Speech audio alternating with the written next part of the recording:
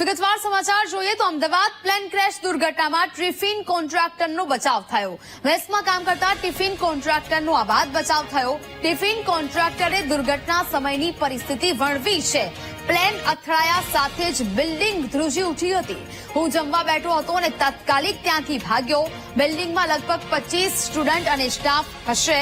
વિદ્યાર્થી અને સ્ટાફ બિલ્ડિંગમાંથી કૂદતા વિડીયોમાં કેદ થયા છે.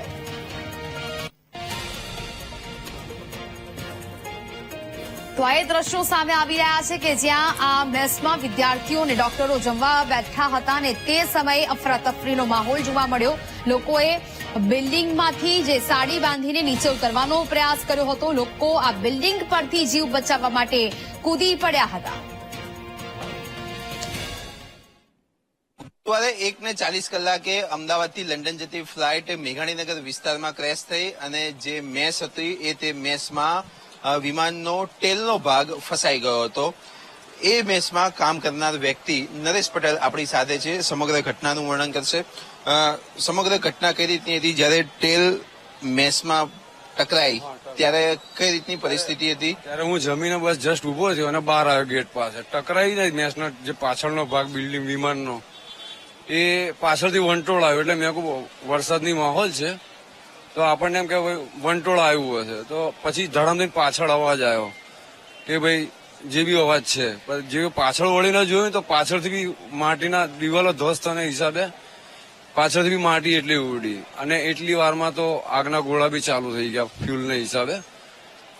એટલે બસ એટલી વારમાં મેં કીધું ભાઈ ગેસના સિલિન્ડર છે, તિજોરી બીજો કોઈનો માલ મટીરિયલ રહી ગયું હોય તો આપણે પિક કરી લઈએ. અને બાર હોલ જે છોકરા સ્ટુડન્ટો જમે છે અત્યારે હાલમાં એ ત્યાં બે બૂમ બી મારી કે ભાઈ કોઈ રહી ગયું હોય કે બાકી રહી ગયું હોય કે પડી ખડી ગયા તો અવાજ કરો, હું તમને 5 મિનિટમાં હેલ્પ કરું.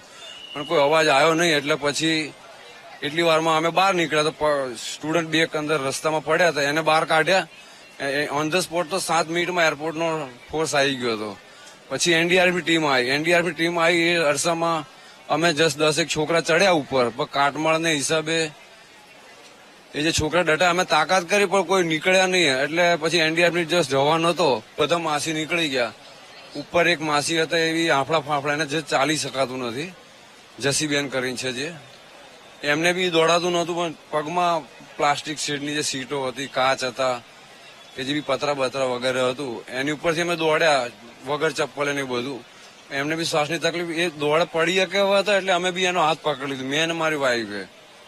પછી જે અરસામાં અમે વાત કરી કે ઉપર અમે ગયા બચાવવા એટલામાં એનડીઆરએફનો ખાખી સ્ટાફ આવે. તમને એક જ સવાલ કરવા માંગુ છું કે તમારા ઓળખાણમાં જે હોય અથવા તો પરિચિતમાં હોય અને એ ના મળ્યા હોય, અત્યારે મિસિંગ હોય એવું કઈ? તો ખાલી આ બે જ વ્યક્તિનું મને જાણવા મળ્યું છે કે સરલાબેન જે રવિભાઈ ઠાકોર છે એના બા મમ્મી અને એમની 2 વર્ષની પુત્રી કે જેને હજી 2 વર્ષની છે ને ખાલી ચાલતા શીખી હતી એ નથી મળતા.